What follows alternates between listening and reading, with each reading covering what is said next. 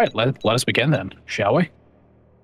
All right, So let's begin with Prime 3, you said, and Prime 3 and the transition to Prime 4, and what they kept from that, which we didn't want to keep.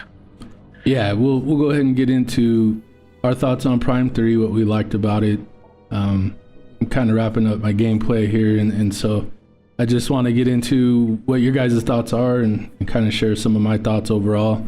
And yeah, there's just because I messed up the audio in my video again, and it's just kind of becoming a thing where we'll end every playthrough I do with a cool podcast with Ray 3D and Sardines in Space. These guys have some amazing takes on the Prime series, so I'm happy to share this time with you guys. Happy to be here, man. Thanks for inviting me. Yeah, thanks for having me as well, man. Always great to be here. It's fun that we get to do this every now and then. Yeah, I agree. So my thoughts initially, I guess I would say on Prime 3 are overall very fun game. I enjoy it a lot. I have enjoyed this playthrough, especially going through the extent of creating the upscale texture pack just for this playthrough took some work. But yeah, it was fun, and ultimately I think the presentation, was improved because of that. But besides just the way the game looks, and it does hold up pretty well, considering it's 15, 16 years old. What are your guys' feelings about the game? Would you say you have strongly positive feelings, or you feel like it's more of a meh? What do you guys think? I have a very positive feelings. Like visually, I think this game looked way better than Halo 3. I know a lot of people are going to throw me some shade at me for saying that, but yes, it objectively looks better than Halo 3. Halo 3 tried to push the Xbox 360 towards a few limits where, they're out of the engine to where it couldn't handle certain things, so the characters look like really messed up, and the art style isn't super consistent. Whereas Metroid Prime 3 nails its art style. Its characters and its faces look incredible. Like Admiral Dane looks fantastic compared to Lord Hood. Yeah, I agree. I think the art style of Prime 3 is like timeless, really. What do you think, Sardines? So I think Prime 3, out of all the Prime games, minus 4, is the one game that I come back to frequently with more and more appreciation. It's weird. Like if I go back to Echoes, I'm just like, this is always like coded. And the same thing with Prime 1. Although I have the opposite effect actually. With Prime 1, I get more nitpicky and look at flaws of that game. It's just like, that didn't age too well. But with Corruption, I didn't think it would have turned out this way, but my last few playthroughs of that game, I just leave it with such satisfaction. So my thoughts are just genuinely getting better and better with time. If there's one thing that really stood out to me, it's they really, at this stage, understood how to contextualize the world better than any of the other Prime games.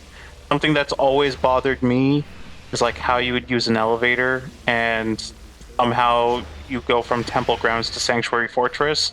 It's very you have to suspend your disbelief, kind of, or in the background just think that the elevator ride was just longer than it actually was. But with Prime 3, it was never the case. Every door had an original design. Every mode of transportation was something completely unique. Whether it's a slingshot or a proper elevator. And then of course you had Samus's ship. Anyway, we'll definitely get more into it, but I would say that is the aspect. The immersion is what got better with Prime 3. It's funny you mentioned the fact that they managed to contextualize the world. I will admit that, yes, it requires quite a lot of suspension of disbelief in Prime 2, going from a bunch of cliffs to this absolute beautiful technological fortress where even the background scenery completely changes, right? Prime 1, on the other hand, does feel a little bit strange, going from Magmor to Phendrana, or rather going from a rainforest to a desert. However, that is until you look up what a rain shadow is. A rain shadow on a mountain range is exactly perhaps where Prime, if you're willing to stretch it a little bit, is perhaps where Prime 1 takes place. So rain shadow is just actually a real geographical feature. Like on one side you have a rainforest, the other side of the mountain you have a desert. On the top of the mountains you have snow, and deep inside the mountains you have lava. So it's like all four geographical features are very much present. That's interesting. I never knew that. Yeah. It is a real thing. I don't know if they actually went out with the intention to make that. It feels more like a lucky thing to That happen. seems like, Yeah. I have a feeling they probably played Super Metroid and were like, oh yeah, we gotta get the obligatory lava level. Yeah. And we can throw in a snow level, but then like conveniently this what is it called again? Rain shadow? Rain shadow, yeah.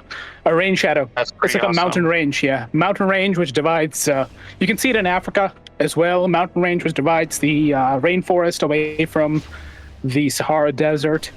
There's also the Himalayas, which act as a rain shadow between the northeastern or eastern side of India and the Gobi Desert, which is Just Googled it. the Tibetan Desert. Yeah. I just Googled it and it looks like Prime 3's or Prime 1's world map. I'm gonna send this picture to you guys. That's You gotta see hilarious. this. Here you go. Post it in general chat. But I'm like 90% certain that this was a stroke of luck. This is Prime Yeah. 1 right here. It is absolutely Prime 1. Oh, Yeah. the only thing is missing is the core around the molten core, magmor. Yeah. Oh yeah. Yeah, I think one of the things I like the most about Corruption is, I mean, a lot of people feel like the level design's a little disjointed, but I kind of like the fact that you got to travel back and forth between these planets. I know you mentioned the ship Sardines. That's like one of my favorite parts of the game because it gives you these amazing cutscenes that are just way better than what we had in 2 or 1 and even 4, just traveling in between the galaxies, seeing the different skyboxes, the different planets. Yeah. And then the landing, and then just how epic it is to, that's like one of the most iconic things in Metroid is Samus's landing and then her exiting the ship to that iconic music. And you get to experience that over and over again in these different settings. I think about the first time I went to Brio and just that music, when you step out of the ship, how the music changes, the whole mood changes. And then you have that in so many different areas. And I really felt like that was something they did right in Corruption. What do you guys think?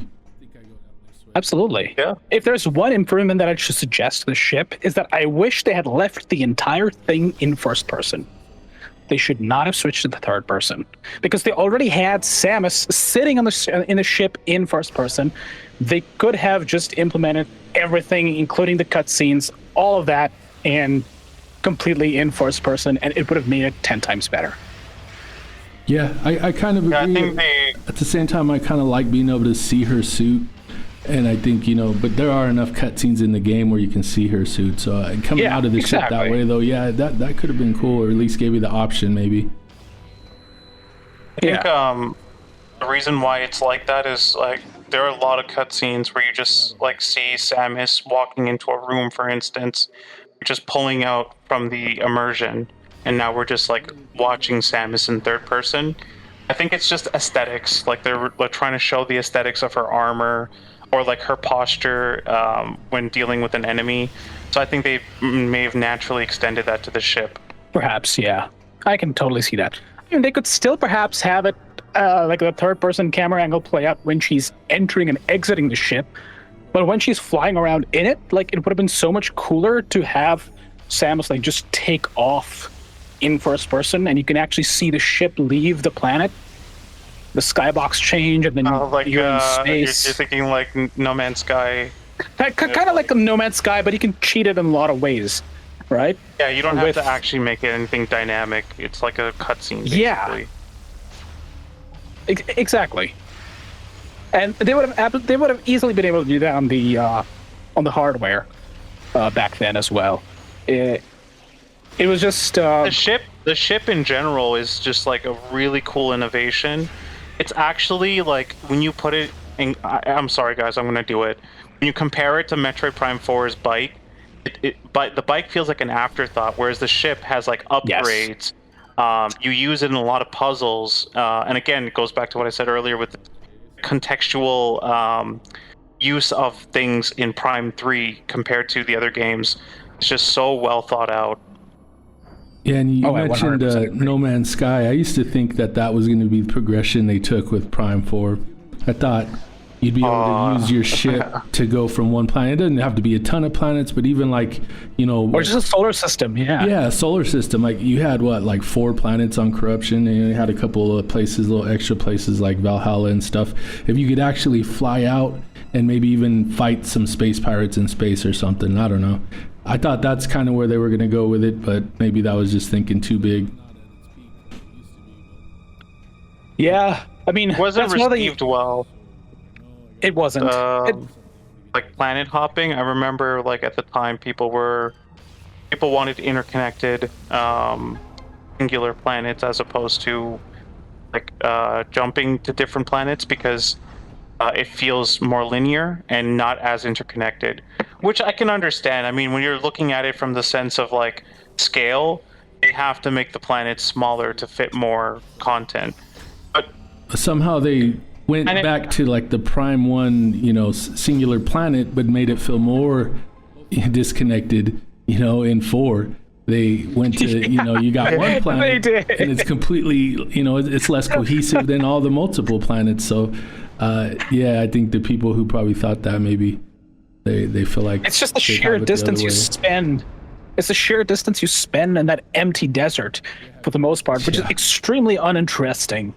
And at least with Corruption, you get to see this beautiful skybox. You get to see a really cool ship. You get to see the inside of the ship in first person. And you get to play around with all the stuff inside and everything. And it doesn't take too long out of your time. Whereas here you're spending like 5-10 minutes just driving in a straight line from one point to another. And it's not even a loading no screen. music, It's not nothing. exactly. It's just like, And you have to sit through a something I loading wanna- screen on top of that. Yeah. You do that, and then Oh, you have yeah. to sit Yeah, that's through right. like a 10-20 second loading screen. Every time you go back to Fury Green, you get that same gosh, one that was so over and annoying. over, and then you have to go back Yeah. there for every upgrade. It was. I don't even use the shortcut anymore. I actually just go like into Fury Green from the main entrance because there's this cool animation of Samus jogging Yes. in the hallway, and then like once she exits the hallway, she has like this like swagger walk, and then like the camera slowly pans to the back of her helmet. I love that so much, so I always just go through that pathway as opposed to the cheap launcher that's like so overdone. Yeah. Yeah. And we somehow right. got I wanted to say sidetracked something about- to Beyond already. What were you going to say? Moving on from Sergeant? Beyond for just a quick second, I wanted to mention something again about Prime 3. So I remember when Dread came out, Ray 3D and myself, like we were chatting about the game overall, and he mentioned like how annoyed he was at the fact that the planet, what's the planet in Dread called? Oh, The name of the planet. I don't remember. I forgot Anyway, the the name of planet in ZDR. Dread. ZDR. ZDR. Yep, there Yeah, you go. CDR. When you see Forgettable. ZDR for the first time, it's like a gas giant, which like doesn't make any sense because once you get into it, it's got like all kinds of land and vegetation and whatnot. And that's like a detail that a lot of people don't really care about because it looks cool because you got swirling clouds and stuff like that. So who cares? But in Prime 3, it actually committed to that.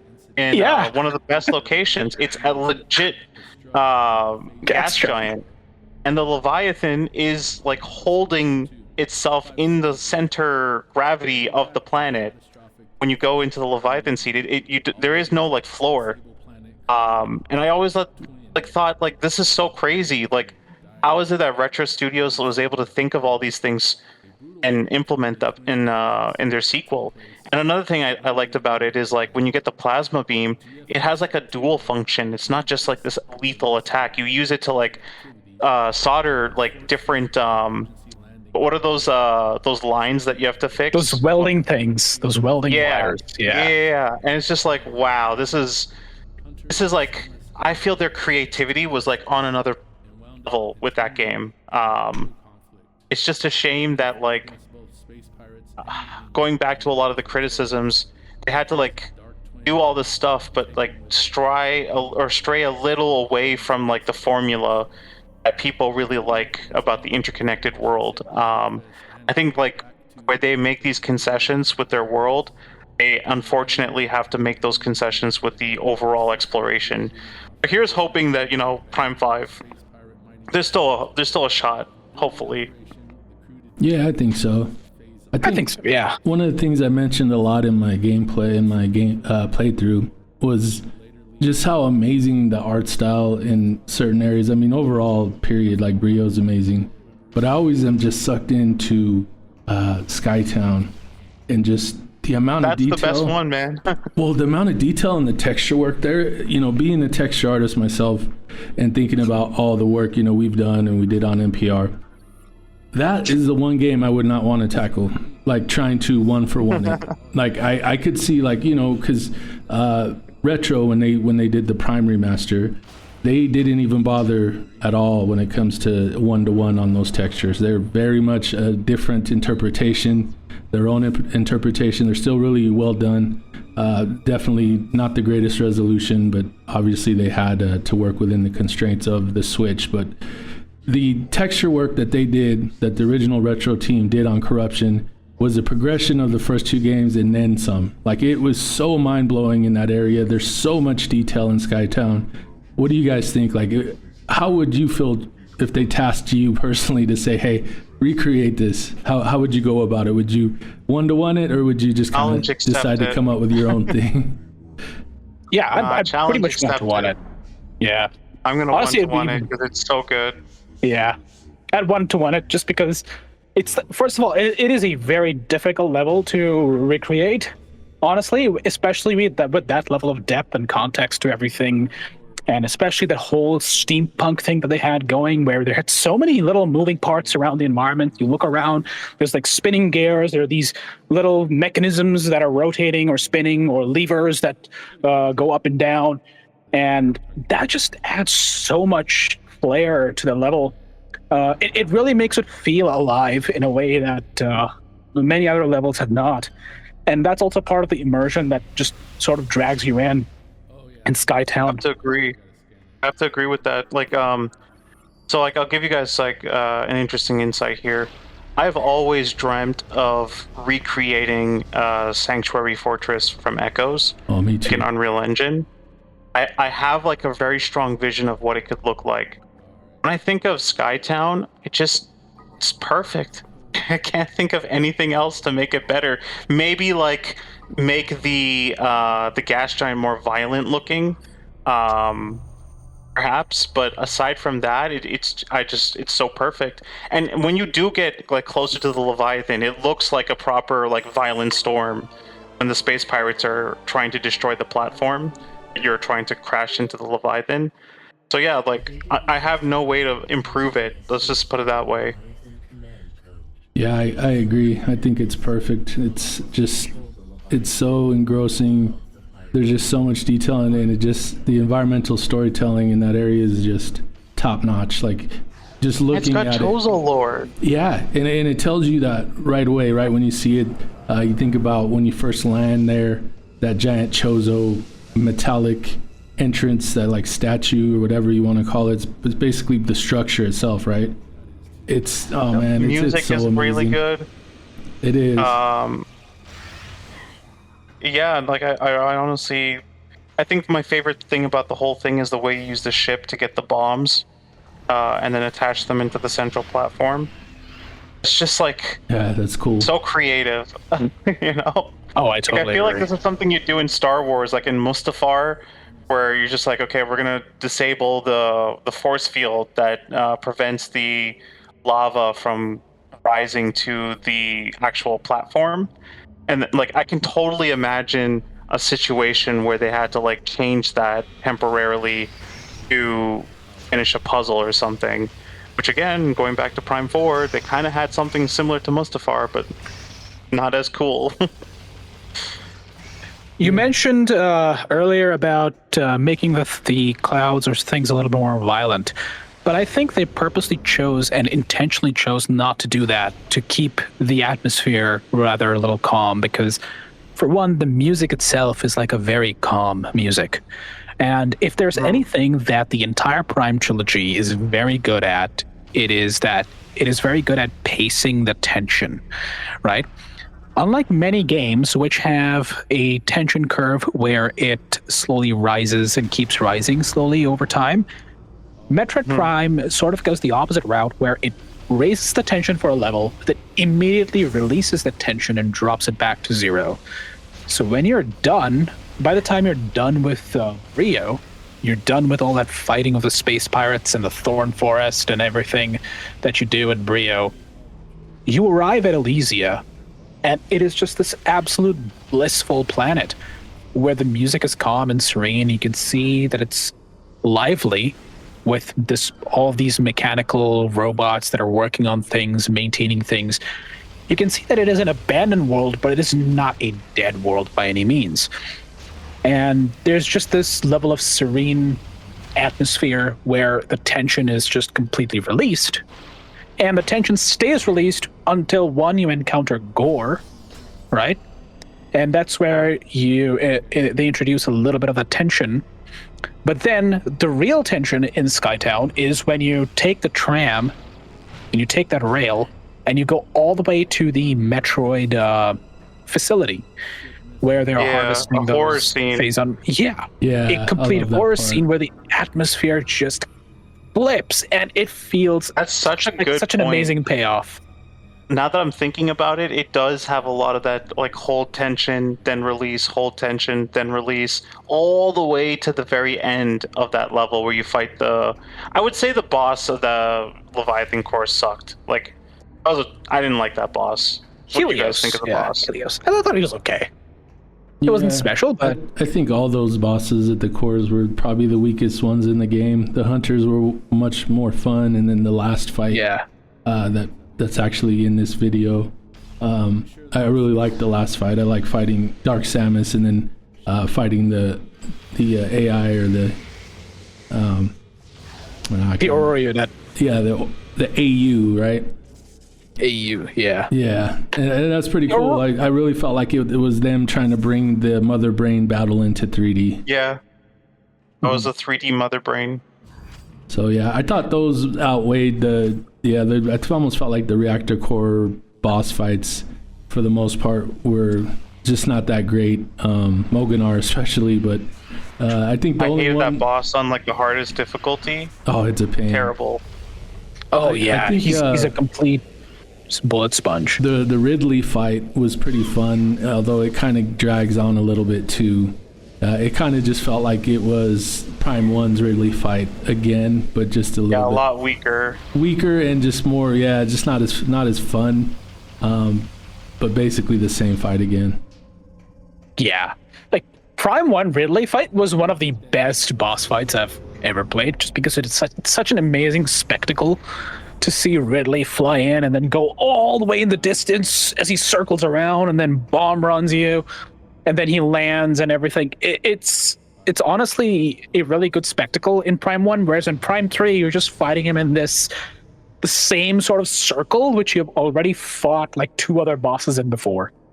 So it just doesn't hit the same way. Right. First encounter was good, though. I think that first time you fought Meta Ridley, it was pretty fun. Yes. Oh, down the very corridor. Cool set piece. Yeah, that was good. Yeah. Yeah, I remember that was unique and cool. First time playing that game and doing that felt next level Prime to me. Like, well, you're fighting Ridley off the bat, and you're like falling down this corridor and shooting at him. That was pretty awesome. What am I playing anymore? Right. This game is sick. Yeah, and then playing it with the Wii controller too, and the first person controls, that was really cool. I guess that's another thing. Like, this is technically the next generation, right? Whereas Prime 2 was still in the GameCube generation, so we had voice acting with like so many characters. We were never familiar with this. Like, usually it's Samus and like some old guy or something, and then like the rest of the game. But here you had the pirates like Rundas, Gindrada, Thor. You had Admiral Dean. Dane. What's his name? Dane. Castor Dane. And you had like several GF troopers, and you get to interact with them too, and they talk to you. It's like so like kind of whiplash for Metroid. Yeah, and I kind of make mention of that in my playthrough, just how that kind of rubs some people the wrong way, but then they just went to the next level in Beyond, where it was just like not done in the right way. I felt like they did it in the right way, actually. It was really just the beginning of the game where it kind of drags, and you're dealing with the Galactic Federation at the beginning. It's kind of cool though, because you're on the ship, you're talking to them for the first time. It just almost feels like, whoa, is this Metroid Prime? This feels kind of weird. But then, boom, you're dumped into Brio, and before you know it, you got that isolation back. And then towards the end of the game, they kind of bring the GF back, and it didn't feel badly done to me. It felt like just enough to where it was interesting, and the story was interesting. It kept me engaged. It wasn't like Beyond, where they just almost seemed completely shoehorned in and just didn't make a lot of sense to the context of the story.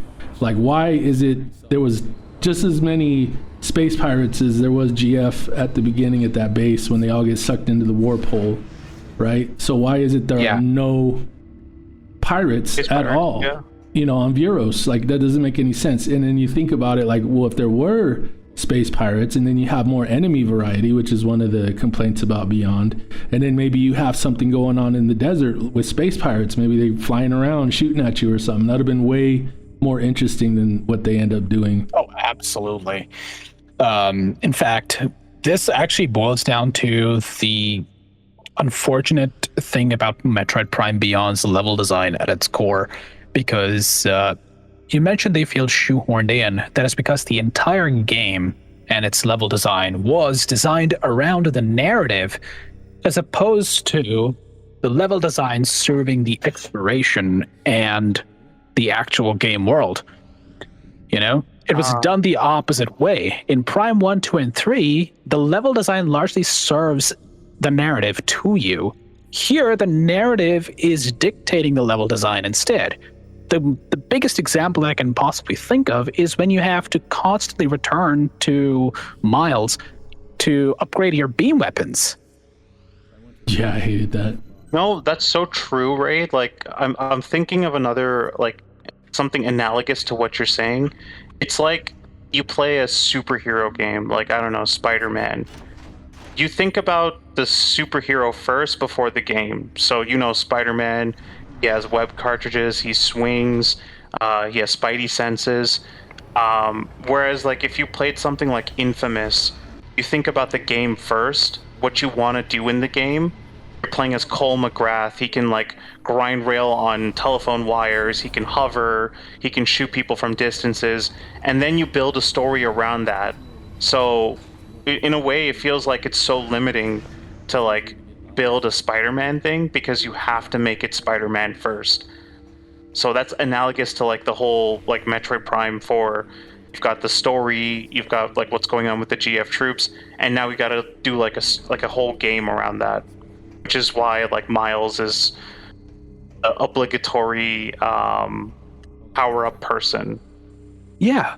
Like, the idea is that you let the world tell the story, which is one of the reasons why the Ice Belt and the World Forge worked so well to begin with, is because their world was telling much of the story. However, it still gets completely overshadowed by the fact that the entire structure of the game, beginning from the very core, is built around these Galactic Federation troopers. And it's not just Miles, it's also later on in the lava area or flare pool, when you have to wait for the other guy to open the door, because you need two people to simultaneously open the door at the same time. So you're even progression gating Metroidvania elements behind narrative elements. You're directly impacting the level design of the game to try and serve a narrative, as opposed to letting the level itself deliver the narrative on its own to you as you're playing the game. It's a backwards approach. Do you think if the game had more meat on its bones, like, for example, there's substantial amounts of Metroid Prime-esque gameplay, and then you meet the GF troopers, and then you have to like wait for the hand to like activate the door or whatever, it would have been a lot better.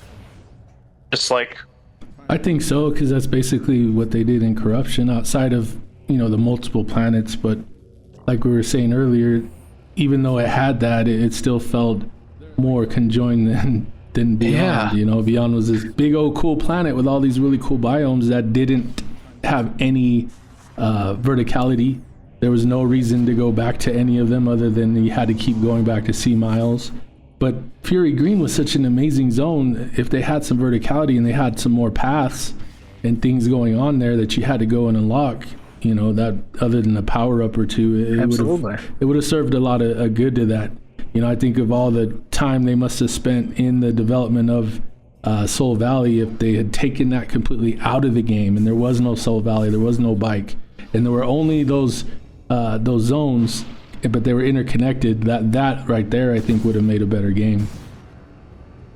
Absolutely. So like with the Vault Forge, so I think they're trying to do a balance approach here with the Vault Forge. When you look at it from the outside in, it's just these 3 spiraling towers that you can see off the distance when you get closer.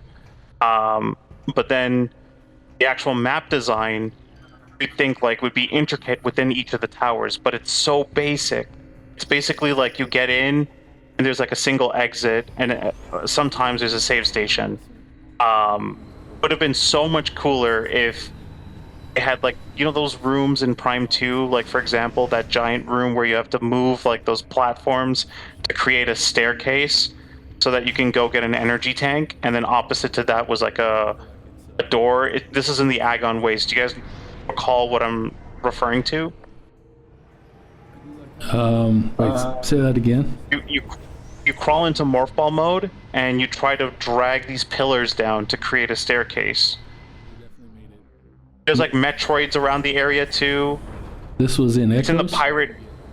Yeah, it's in the pirate area of Echoes, and there's also a green missile door. It's not coming to mind, but I'm sure. Yeah, I'm sure if I thought about it enough, I'd. It's a very like. Oh, I remember. Yes. There are those 3 terminals, and then there are those 3 platforms that you have to move around. Oh, is that you the have one 3 levels to them. You go in and out of the dark and light world right there, right? Like there's portals. You could, but Close it's a to different room. Okay. So what's cool about this room, what I wanted to get into is like there's so much to do in that room. So first, there's the terminals that you can use to drop down the platforms. Second, there's like spider tracks that you can't have access to like right from then. But when you come back later on after exploring the Turvos Bog, you then have not Turvos Bog, sorry, Sanctuary Fortress. You can come back and use the spider tracks to get like a missile expansion.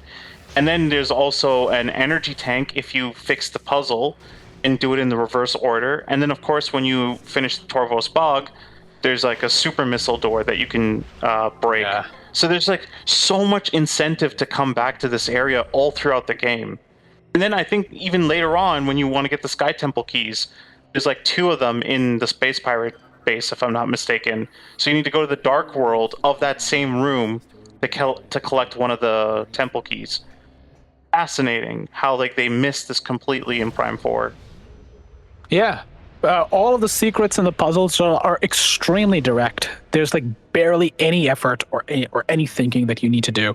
It's almost always like just simply break this or just use the spider ball over here and that's it. And now you have your expansion. There's no big room like that as far as I can remember. None. Like from Vault Forge to what was the lava level called again? The lava level? Flare pool. Flare pool, yeah. They were just corridors and then like maybe a somewhat semi-open area where there's nothing to do in it. I don't think there were a lot of like big open areas. It was a corridor shooter. Like Metroid Prime 1, 2, and 3 very much follow the hub and spoke style level design, right? It is a Tyrian level design where a hub serves as the location where the player often returns to. It often can also serve as a place where the player is checkpointed to as well. But then the spokes are where the progression really happens, and the developer has pretty much a lot of freedom to decide on how these spokes play out, right? The developer can give the access to one or more spokes or two or more spokes at a time, right? Gate off the others, create a bit of pathfinding, reward the player with secrets in those spokes. And essentially the idea is that when you go through the spokes, you are able to return the player to the hub or create a pathway for the player back to the hub. And that exists in pretty much all of the games from Prime 1, 2, and 3, right? Whether it's Elysia has the Spire Dock, which very much serves as a hub, or the Chozo Plaza in Metroid Prime 1 that serves as the hub. And of course, in the space in Aegon Wastes, right when you first encounter space pirates, they're it's not in the space pirate room, but it's where the flying pirates initially are.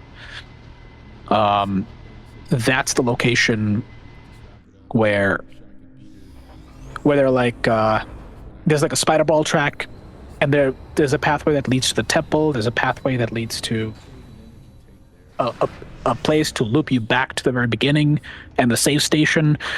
So that also serves like a little hub and spoke. But yeah, that's exactly the level that he's put in the screenshot.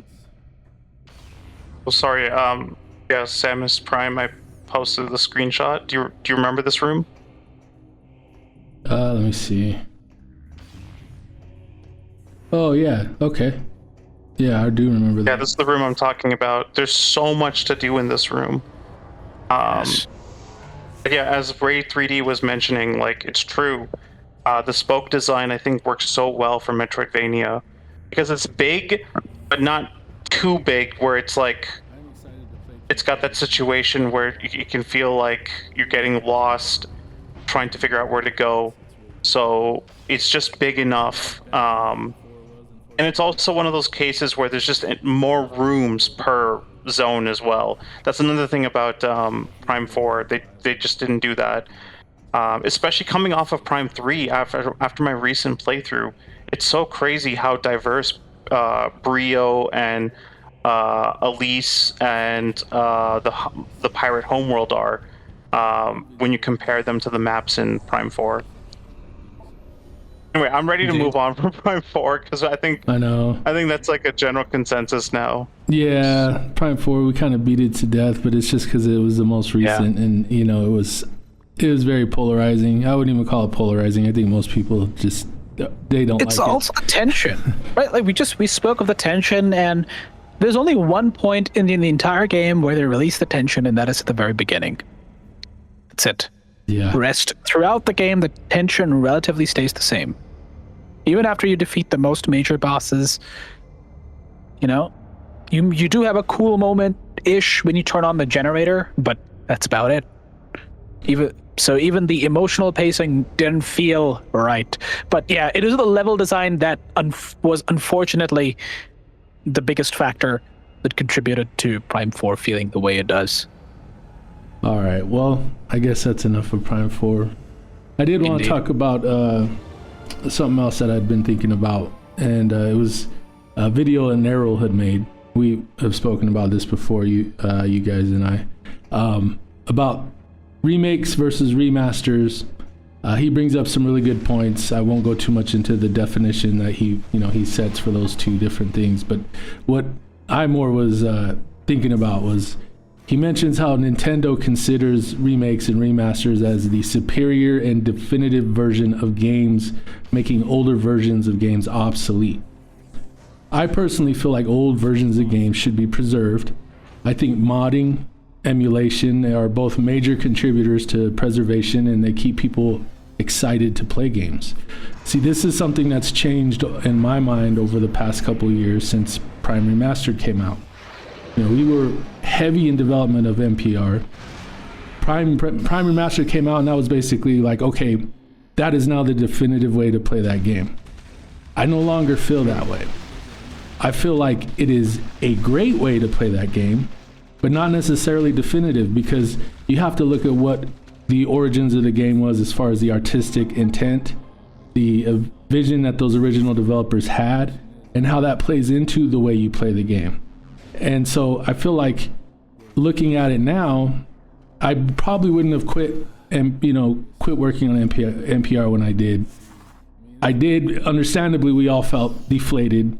We had been working very hard. We didn't expect that shadow drop. It was an amazing thing too. And I'm glad they did it, no doubt about it. It's an amazing experience.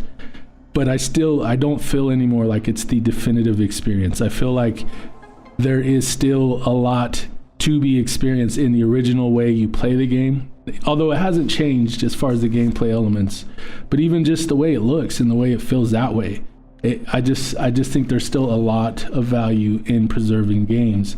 I don't think, and I don't agree with this notion that once a game has been remastered and it's very pretty now and it's got the modern, PBR pipeline and all these, great things that, we all love. But at the same time, I don't think that's what makes a game definitive. I feel like definitive is definitely a subjective term. And I feel like that changes between those who are preservationists, those who want to preserve the original way to play. What do you guys think? I think so too. To quite a degree. Like a good point would be the Metroid Prime controls on the Nintendo Wii. I really thought those were an amazing way to play the game.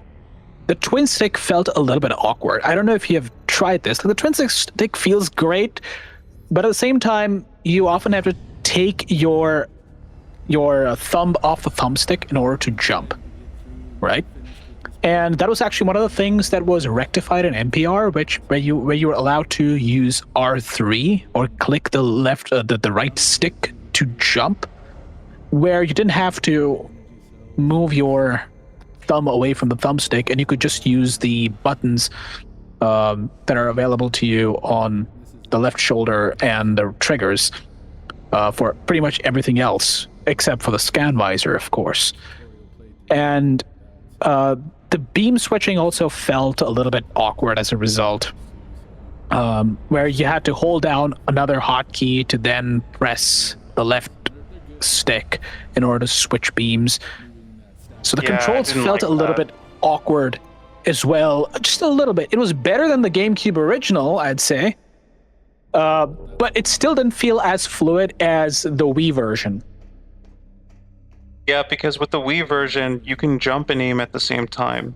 But since you mentioned you have to take your thumb off the jump button for aiming, it becomes kind of annoying, like a rigid movement rather than like a fluid one. Exactly. And also, you can change beams and visors with just a quick flick of the stick. And you're still pointed in the same direction. You're still moving around, jumping around. And you can do all of that without having to take your finger off the thumbstick, having to press the second hotkey and have it be cumbersome. And it felt sort of as awkward as the grapple beam in Dread where you had to press like 2 or 3 different keys just to make it work. 3 buttons, yeah. Oh, what about... I want to share my thoughts on... the whole remaster thing that you mentioned earlier, Samus Prime. So I do believe that games like Doom, for example, the very first Doom, a classic Doom game, is going to be preserved forever. Not just because of the meme, like you can play it on a pregnancy test, but because community supported it. So many people continued to mod that game and change it from what it actually was. So there's value in that original game. And unfortunately, because of the way Nintendo's business practices are formed, it's kind of like when this new Ocarina of Time 3D comes out, that's going to be the definitive way to play it because everyone is going to buy that game. And when I say everyone, I think a larger number of players will play that over the original, just due to the fact that they're a way bigger corporation now than they were back when the original game released. Even in spite of the fact that it's been out for so long and it has such a strong legacy, I do believe that eventually the new version will become the de facto way to play the game. I mean, I agree to an extent, but I feel like ultimately people will always return to the originals. It's just like new movies that come out that may be better than the originals, but the people who hold those originals and have value for them, they will always return. And I feel like the modding scene that's been created around the original Prime trilogy has grown and is growing continually even now. Yeah, like the VR, right? VR, we got saw the VR decomps. stuff. Yes. Yeah. We got decomps coming now. I mean, and who knows what'll be possible with those. So we're gonna keep seeing the evolution of the modding scene, of the emulation scene. And I think, there's stuff coming that's gonna surprise some people. I'll just say that now. It's gonna surprise a lot of people. It's stuff that we did not think was possible that is now possible. And I think it's going to open a lot of eyes, and it's going to bring more ideas, and it's going to cause more growth. When I think about NPR, I think about how much growth we caused within the emulation scene. We had Dolphin developers working on our team. We had Prime Hack developers working on our team. We had all these guys that were contributing. YouTubers, we had texture artists, we had so many people contributing and so many things that they brought to the table. And I think that preservation is not only for the game itself, but for those elements as well, like the community that we've built and the tools that people have made. All those things should not just go to waste. I think there has to be a way to have a lineage, to take those things and to continue to preserve them in ways that they continue to build on each other and get bigger and better. But ultimately, we'll always know where they came from. We'll always know, hey, Sir Mangler and Shio did that. Hey, Raid 3D did that. You know what I mean? Like these guys that have worked so hard on all these elements in these mods in this community. I don't think those things should be forgotten. I think they all need to be preserved. I 100% align with that. I definitely think that there's going to be pushback against Nintendo. I mean, there already is lots of pushback against Nintendo. I just don't. I really don't see a realistic situation where Nintendo can control this, because it's so out of their control. It's just a matter of time. Once like all these things that you're saying that are in the works, once they start to show up, people will play the games. At least we hope they will. Oh yeah, I know they will, because they already are. I mean, there's still people in our community that prefer to play Prime Hack than NPR. Or I should say Metroid Prime. Last I checked, Prime Hack has a Dread costume, and Prime Remastered doesn't. Yeah, exactly. And think of something as simple as beam lighting, right? And how it was very much toned down and almost removed from the remaster, right? So, yes. And then even in Echoes, like you don't have the charge beam. You have the regular beam lighting, but there's no charge beam lighting in Echoes, in the original even. So will they bring that into an Echoes remaster? Maybe if it's for Switch 2 only, then maybe they will. I don't know. Who knows if they're even working on one? I think they are, and I think we will get one. But the question then becomes, is working on projects that preserve these technologies that have been created and preserve the art style of the originals and do one-to-one, creations versus whatever iteration they want to do in a remaster, is that worthwhile? And I personally feel like it is. I feel like a majority of our community feels like it is. And yeah, so it's cool to think about, though. It's just something I had to kind of run past you guys and get your thoughts on. I think there's room for both things to exist. Like if a Prime 2 remaster does hypothetically exist, that's fine. Like it's gonna be awesome. We're gonna have a good time with it. I'm sure Nintendo will handle it with a lot of respect, assuming they're doing a proper remaster and not just like a quick sloppy job. But I think with the second time coming, I definitely feel what you're feeling. Like I that would not deter me from continuing on that project if we were to continue working on Prime 2. It would only inspire us more just to compare and contrast and see what Nintendo did compared to how we're doing it, and especially once like those new tools become available and we can start to see more things in the modding scene where we could actually tamper with like the engine and stuff like that, I think both could exist in the same space and should exist in the same space. Yeah, I agree 100%. What do you think, Ray? I think so too. Yeah, absolutely. I mean, you just see the example right now that with Sky Oblivion and the Oblivion remake. Right, the Oblivion remake does exist, but I'm still going to be playing Sky Oblivion once it launches. Oh yeah, me too. Yeah, there's just so much like work. You know, we see what's going on in the game industry too, and I know we've talked about this behind the scenes as well. And it's hard not to lament the current state of things and how hard it is to get a job in the industry, how hard it is to keep a job once you have it. It's just really, really become difficult. And Absolutely. so I think projects like that make things, they're worthwhile because it gives people an outlet. Mm-hmm. It gives you a tool to showcase your talent. I haven't personally turned my work in NPR into a position in the industry, but that was never my intention. But it doesn't mean that as an artist, I don't still like sharing that and creating things to show people and to showcase my art. And if it did eventually someone came along and they paid me enough to quit my real life job, yeah, sure, why not? Or if, something else came of these technologies, like maybe these things are leveraged into a new creation. I don't know. Sorry, give me a sec. I'll be right back. Give me 2 minutes and I'll be Yeah, back. No problem. Sure. Yeah, it's crazy, man. There's a lot going on, though, I just can't really go into, but I just know when you guys finally see it, you're going to see what I'm talking about, and all this is going to make a lot more sense. So I want to kind of go deeper into the subject. I don't know if you know who this YouTuber is. His name is Ratatosker. Have you heard of him before? No, I haven't. So he does like a lot of Elden Ring stuff, but he made an interesting response video to the Narrow video regarding like remakes. And his school of thought is kind of in the idea that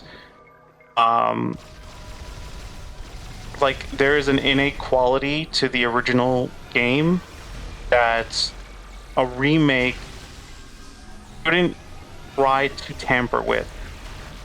Go to some of the more minute details like lighting, how the lights show whatever they're trying to capture in that artistic intent, to the shading, the modeling, all these aspects like are very relevant.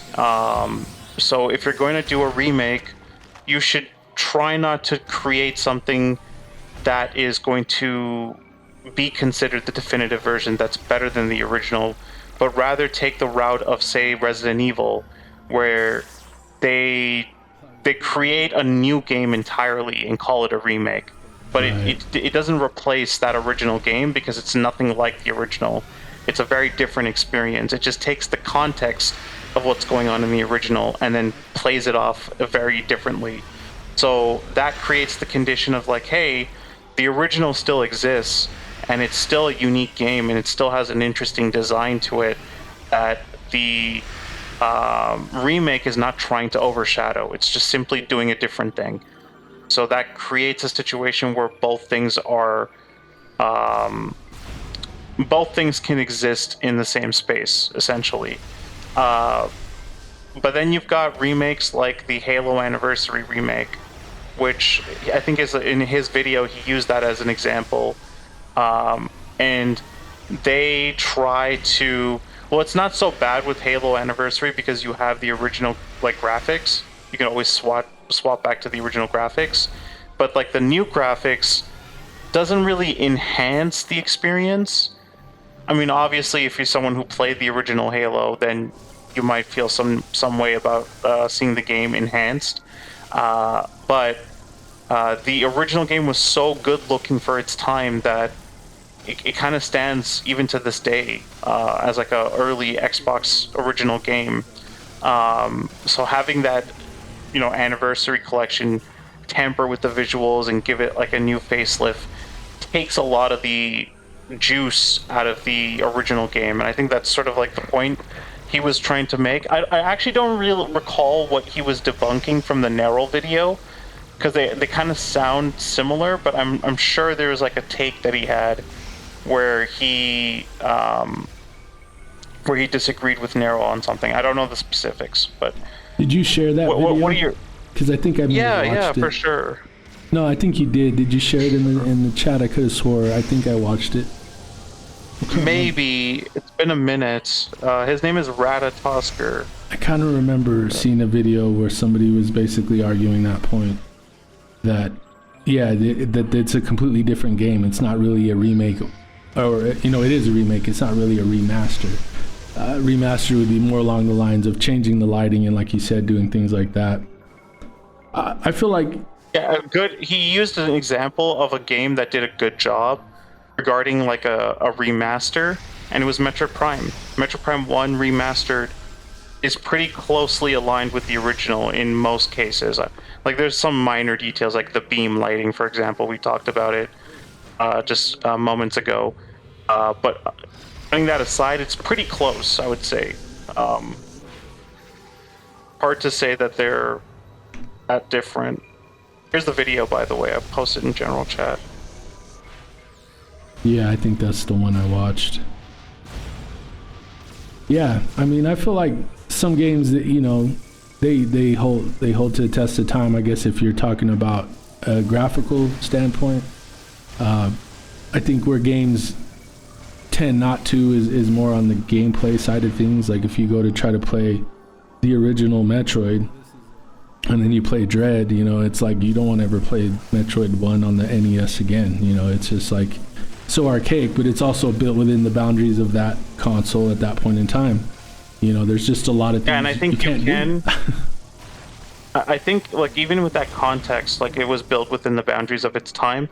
I think you can put yourself in that mindset and try to play something old school and still appreciate it because of its limitations. So I remember now, like, I think Nero used Ocarina of Time 3D as an example of a good remake, and Ratatosker disagreed with that because he believed that remake still tried to do the unthinkable in his eyes, which is like to replace what he thought was already good enough, which was the original Ocarina of Time. So yeah, it's an interesting watch if you're curious to watch it again, but I definitely align a little bit in between these two because there are things that I think are just objective improvements. So for example, have you played any of the Gex games? Long time ago. So one of the issues with that game is the draw distance is so bad. Like this is PlayStation 1 era draw distance, where it's like a mist, and then like the further you move your character, like the more it starts to render the rest of the world. On a remake, they can fix the draw distance so that you can see farther away. Is this not what you would classify as an improvement over the original experience? I would think so, especially a game that has a lot of reflex related stuff. Another good example is like, say you're playing Sonic the Hedgehog, like the 2D Sonic the Hedgehog. Have you played like those classic Sonic Sega Genesis games? I have. Yeah, so in the standard version of those games, you're playing like a small aspect ratio, 4:3. So you don't have a lot of real estate, and you're a character that moves at breakneck speeds. So it's very likely that you'll run into something. But if you have like a wide aspect ratio, right, like a 16:9, you have more real estate, so you can see danger coming from far away, in spite of the fact that you're a fast character. Those kind of technological improvements, like what Ray 3D mentioned, like you use the Wii remote so that you can both jump and aim compared to the twin stick controls in Metroid Prime, which feel rigid. These, I would say, micro improvements really do make a difference in the gameplay experience. So it's not to say that remakes like take over the original, but I can tell you, like, I'm not going to go back and play a GameCube version of Metroid Prime. I think I'm going to stick to the trilogy version and the remastered. Yeah, Actually, that's funny you say that because earlier today I was trying to play through Echoes with the tank controls on my new Nova handheld because it has the 4x3 aspect, the OLED, and it looks amazing, man. Right. It's crazy that even the GameCube game shrunk down to that screen. It just looks so beautiful. But yeah, trying to play through with those tank controls was not fun, especially after you played with Prime Hack or if you played with any kind of modern control scheme. For the Wii Remote especially. That's another thing. I kind of wish that Nintendo would perfect the Joy-Con's abilities to be like a Wii Remote. Add the IR sensor, whatever it is it needs. Right? It would improve that feel, because I tried to play Beyond with the Wii Remote style, and it's not so bad. It's actually okay, but it was nowhere near as solid as the Wii Remote control was for that. So I just... that's because they don't have the IR sensor. They only have gyro. That's what I was saying. Like, I don't know why they don't bring back the IR sensor. They could put a smaller IR sensor where you probably couldn't barely tell it was there and put it in the Joy-Cons, or make a special controller that, because they could even bring back the Wii games to the online, to Switch Online, and then, they've done that with everything else. They've made a GameCube controller, NES, SNES, 64 controller. Why not bring back the Wiimote and Nunchuck and bring those games to the back to the store? That'd be pretty cool. I know, right? But you would need a sensor bar. So they would need to package in a sensor bar, but I feel like they could have sold it as a separate accessory or something, where the Joy-Con could then just interact with it, for those that wanted it. They couldn't use the camera? The camera? Yeah, they could use a camera on the Switch, no? It's supposed to be a portable thing. But you would need like two. It would need to be two cameras like the Kinect, like kind of like how the IR sensors were actually like two IR sensors, I think. Right. So I believe you do need like two cameras for like spatial depth and accuracy. Well, the IR sensors would be a lot less expensive, so yeah, they probably would just have to go with that. But yeah, we were just talking a bit, Ray, about preserving things and how maybe in some ways, especially when it comes to controls. Most people don't want to go back to playing games the old way. But I think with the Wii Remote and the Trilogy games, that's probably still one of the best ways to play. And I think you brought out the reason why was because you can aim and jump at the same time. And that is superior to the twin stick controls. I was just playing this playthrough, Corruption, with the controller. And I was starting to really regret that decision in Skytown when I was having to shoot those targets on those rails. Dude. And I was just like, oh my God, it's driving me crazy. I don't want to fail over and over in this gameplay. I wasn't going to edit it out though. I was like, nope, this is what happened. You guys are going to see my pain. And so I got better. I got good. And it helped. But even still, every time I had to go up and get on one of those rails and shoot those targets or whatever they were, man. So annoying. It drove me crazy. And even with them, I felt that die and restart over and over and over again. Yeah, and even with the Wii Remote, those were hard. But with the twin sticks, it's not the best idea. But everywhere else in the game, it works, and it controls beautifully. And Prime Hack is amazing with the controller too. So I could see them bringing that, even a port of that game to the Switch, and just making it a little prettier and putting it on the Switch with twin stick controls. But I think they would have to make those targets lockable so you can lock onto them, because otherwise people are going to go crazy. Actually, as a solution, what you can do is you can use the Steam input and map your controller's IR. Not IR, sorry, the gyro, your controller's gyro to your right stick movement. So that'll give you just a little bit more precision than the thumbstick for you to be able to hit those targets in Skytown.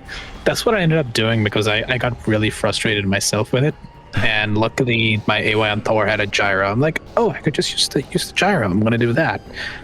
Maybe. But then later I learned that there's a way to use the touch screen as like a trackpad like controller, like Steam Deck Nintendo DS style. Oh wow. I still gotta try that. And maybe I could actually play the Wii version, not the Prime Hack version of Trilogy or something. That'd be cool. See, that's another thing about preserving these games, right? Like, as long as there's emulation, people are gonna play the originals. Like, there's just no way around it. And Nintendo, as hard as they've tried to get rid of emulation, they have not been able to. they were able to get rid of some Switch emulators, but they keep popping back up. They've never been able to touch Dolphin, which is the oldest and best Nintendo emulator as far as their newer 3D games, you know. So yeah, I don't know. I guess there's that argument that once a game is so old, they don't necessarily care as much, or maybe they just can't do much about it. And the Switch is a newer console, so the whole, you know, preservation thing doesn't really hold up with the Switch. So that's why they were going after the Switch emulator so hard. But even then, it didn't stop. It's still happening. I still can play 21x9 Dread if I want to, which I'm actually going to be doing for my next playthrough. I'm going to play 21x9 Dread. It's freaking awesome. Very nice. But yeah. Yeah, emulation. Was there emulation anything else you improves so guys much. wanted to like explore regarding remakes and stuff? Actually, did either of you guys play the Star Fox remake? I did. No. Yeah, I picked it up. How was it? Like, I heard the cutscenes were amazing. Yes, they are, and it does add a lot to the game. Like the original, you know, it's pretty straightforward. You got multiple paths you can play through, and that's still the same. It's the same levels and everything, and so it's not much different there other than the graphics. But those cutscenes and the little things they added in between does add a lot to the game. I wouldn't say it adds a lot of replayability, because once you've seen all the cutscenes, it's kind of like at that point you just want to skip them to play the game. But they've added some other modes and stuff too.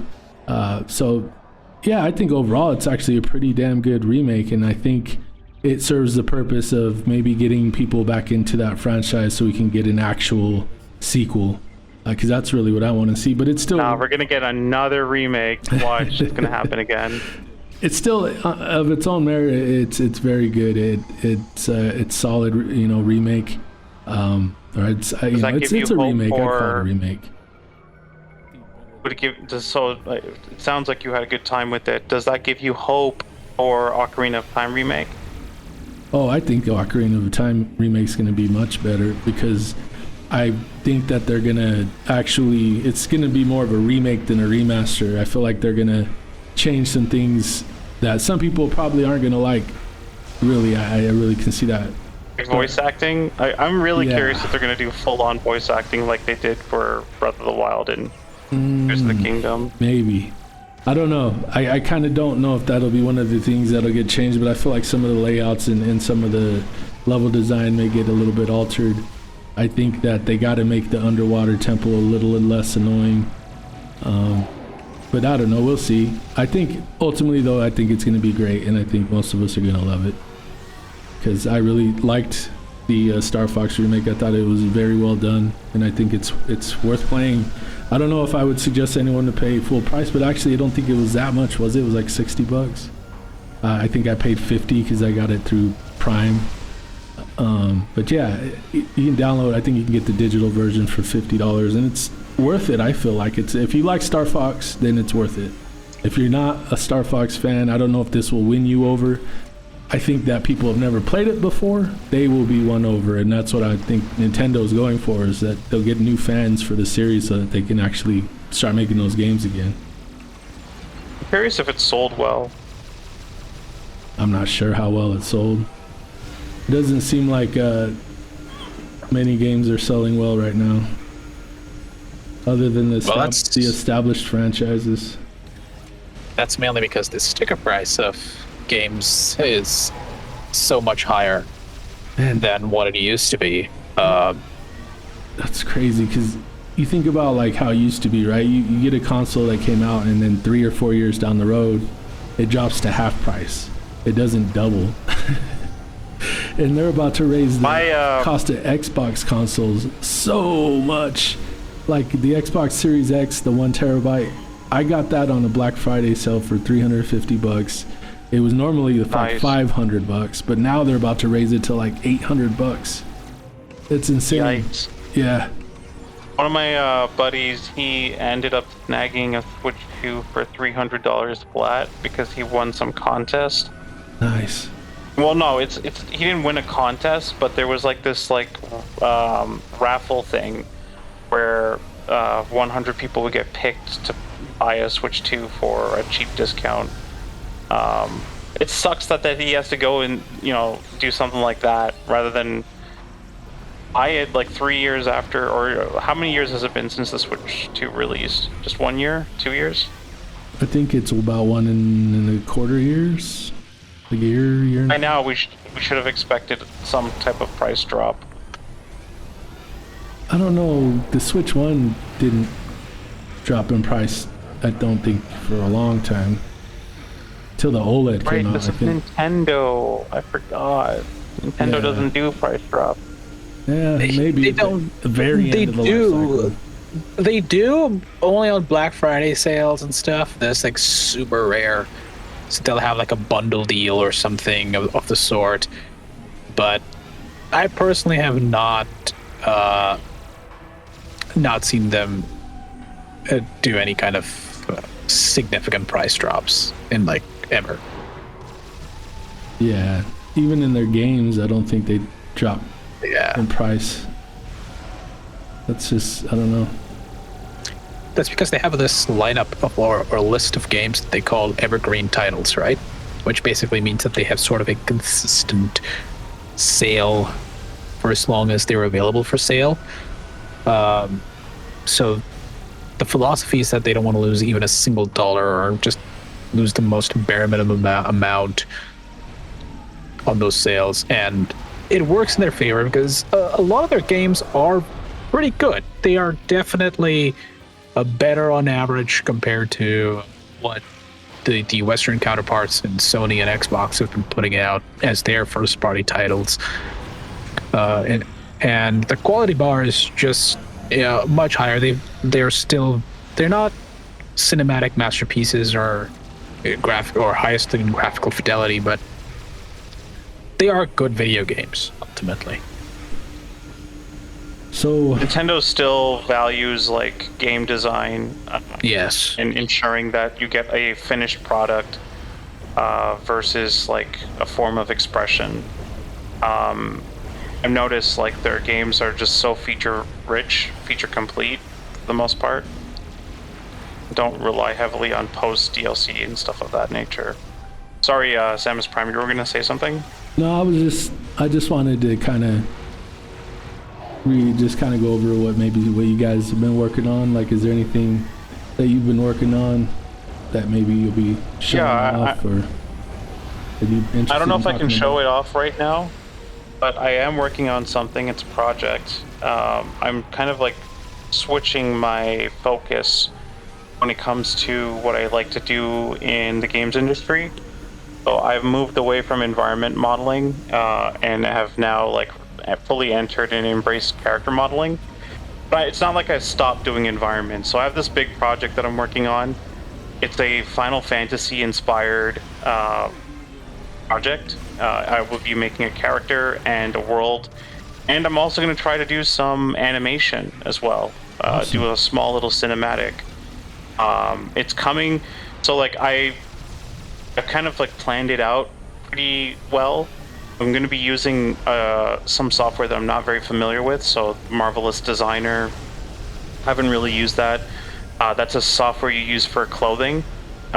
So I'm going to be using that a lot. And although I have experience with Substance Designer, I rarely use it to create a master shader that I can then plug into like Unreal and then kind of like tweak. I'm going to be doing that for this project. So I'm going to create a few master shaders. And yeah, I'll definitely give you progress as they come. Right now, it's still the early stages, but I'm hoping to have this project wrapped up within, I'll say, 2 to 3 months. So by the end of this year, you should see a fully completed project. That's as much as I can say about it at this current state. Aside from that, not much else going on. Yeah, that's me. What about you, Ray 3D? I've mostly actually been exploring some AI stuff lately. So I don't know how many of you guys are into the whole local AI scene, but it's been getting really good. Like, we're eating very good lately when it comes to open source, open weight models, as well as open source agents and harnesses. So 2 major things happened recently, or rather 3. The first one being Qwen 3.8, a 27 billion parameter that is incredibly good at agentic coding and just coding in general. And it's on par with like 3 or 4 month old frontier models like Opus 4.6. And it's something that can run on your local hardware. And if you have decent hardware, like a 5090 or a 4090, or anything with 16 gigabytes of VRAM at least, you're able to run a decent quantization of it, like Q4 or Q5. I'm personally running Q5 with a pretty good context window, with 164K with MTP and 256 without MTP. And it's been really good. It's been one-shotting a lot of the prompts that I've been giving it, like in terms of like fluid simulations and stuff. Even had it make like a simple game platformer, 2D platformer prototype. That turned out pretty impressive as well. So yeah, I've been exploring that, trying to min-max as much as I can with my hardware, and I finally found the ideal configuration that I can then use. That's awesome. Yeah, I've been kind of doing somewhat similar. I've been working on agentic coding and just learning a lot about the whole process, just how much it really takes to really be successful with it. You mentioned one-shotting and stuff like that, and that's cool too, to be able to get something like that. And I've experienced that as well. But like my process is just more. It's gotten really complex, and sometimes it's hard to wrap your head around. It's easy to get lost because you have so many agents doing so many different things. But I've come up with a workflow, and I think my experience working with NPR has helped me to like have a workflow, and I treat my agents like I would people in a sense, not chatting them up and not playing video games. We're not playing Halo together or anything like that, but I treat them as in their own individual departments, and I make sure I keep certain tasks to certain agents, and it helps me to continue to have continuity. Continuity, I've discovered, is really, really important when it comes to these complex coding projects. You got to have a pass down or a hand down that's solid, so that you're not continually teaching your models the same thing over and over and over, because that can drive you crazy. I mean, there was points where I really felt like quitting because I was trying to explain to the new version of my AI for the 5th straight time the most basic prompting protocols I'd set up from the beginning. But I've learned now about how to create a protocol that's frozen that can be moved forward. I've also been doing a lot of research in creating agnostic AI, to where a lot of these models or agents can be used with other models and used with offline AI, so that it's something that if people wanted to join in on, that they'd be able to without having to change the way they do stuff. So there's a lot I'm working on. It's pretty intense. I can't wait to show you guys exactly what it is. I think you'll be surprised pleasantly. That sounds pretty good.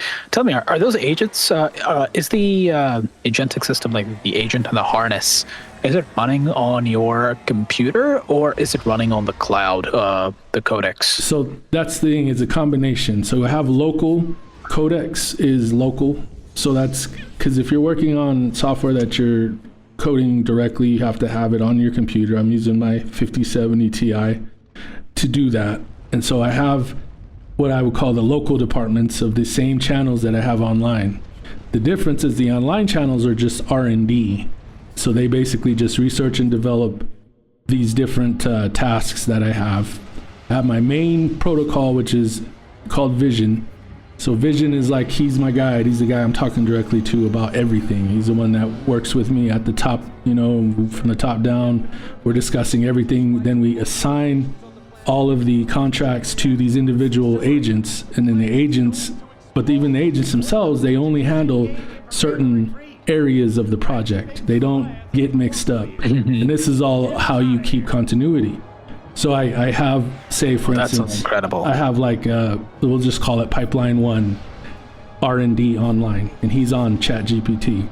And then there's Pipeline 1 R&D local, and he's on Codex. And then there's the Pipeline Reactor, which I call the main coders my reactors. So talking to Vision, he might be like, hey, send this to this department. See, and these are all things I've had to develop because it wouldn't do that. I mean, when you get into, it's just like, I know a lot of people have used Chat GPT. It's the same thing. It's a blank slate. You do with what you can with it. And so I've had to develop this process and it's been painstaking, but it's come together now where I'm seeing crazy breakthroughs. It seems like day after day, things that I didn't think were possible yesterday. Yeah. Where it was like, you probably got 50% probability. And now it's telling me, 90% probability that we're going to be able to do what we're trying to do. And I don't know, it's just crazy. But when you guys see it, I think you're going to be impressed. I think you're going to be excited. And I'm looking forward to it. You're hyping it, man. You're really hyping it a lot. Yeah. I really want to see it. I don't want to overhype it, but yeah, it's pretty cool, man. It's like, it's cool. That's all I can say. I think, when you guys get to see it, I'll be excited to show it to you. So Jason's making Metroid Prime 5 and 6. Yeah, AI. I've completely AI'd 5, 6. It's better than Prime 4, and it wasn't hard. No, it's nothing like that, but it's still something I think you guys will like. So, and I think the community will like it too. So we will see, though. Oh, that sounds pretty cool. Is there anything else on the itinerary for today's podcast? No, that's it. I think we've covered pretty much everything I wanted to talk about. How about you guys? Likewise, yeah, absolutely. Good. I think this is great. Yeah, I think we covered a lot of cool stuff today. I'm just hoping, whatever happens, Nintendo gives us more Metroid. I know there's something in the works, right? That leak that came out. Oh yeah. I hope we get that sooner than later, because I could use a new Metroid today. Yeah, give me Metroid 6. Give me Metroid 6 and give me a Super Metroid remake, and that'll hold me over. I'll be happy. Prime 5 in a couple years. Likewise. Yeah. Same here. And then I think what I have to show you guys will keep us excited and maybe keep us working together a little bit for a little while. We'll see.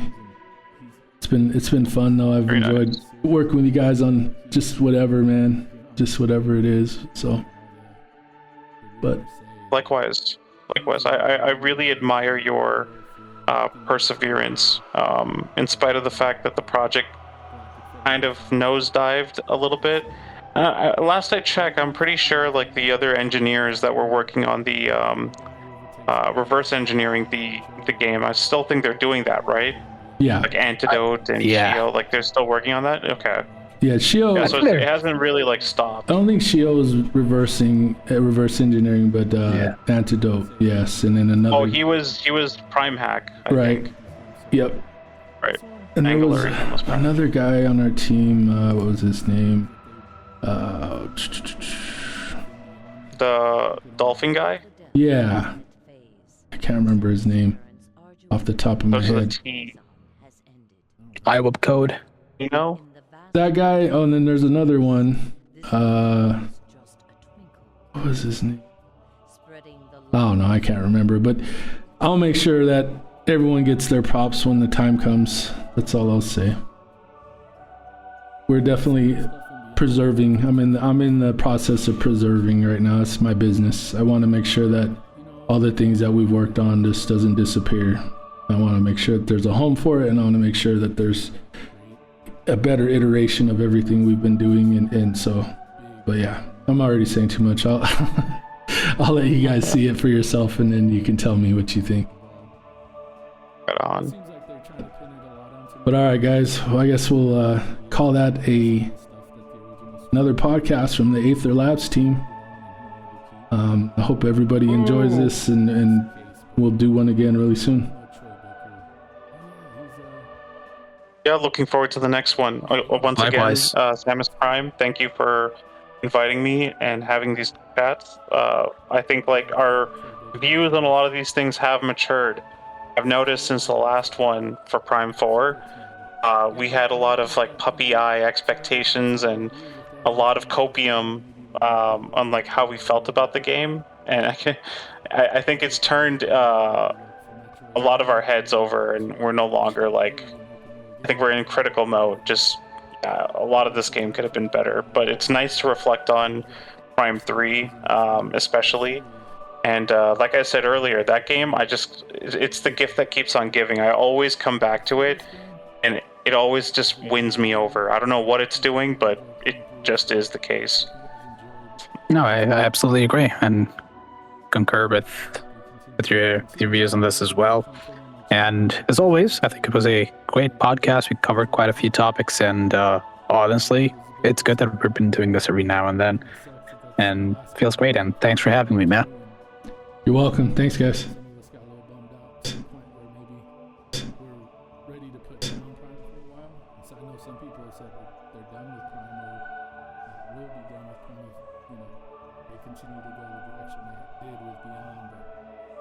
I'm hoping that they'll redeem themselves and we'll get a great Metroid Prime